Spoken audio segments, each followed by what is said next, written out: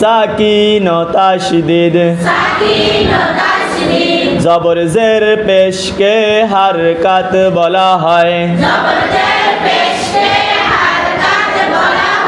আবার বলেন, জবর জের পেশকে হারকাত বলা হয়। জবর জের পেশকে হারকাত বলা হয়। জবর জের পেশকে হারকাত বলা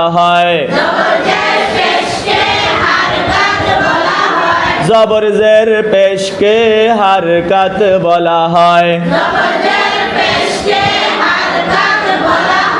হারকাতের উচ্চারণ কেমন ভাবে পড়তে হয়?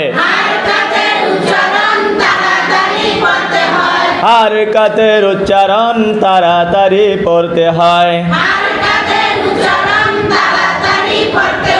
জের থাকে কই, জের থাকে কই, জের থাকে কই। জবর জের পেশকে হারকাত বলা হয়। হারকাতের উচ্চারণ তাড়াতাড়ি পড়তে হয়।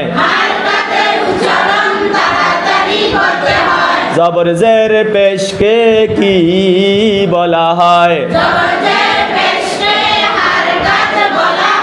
হারকাতের উচ্চারণ কেমন ভাবে পড়তে হয়?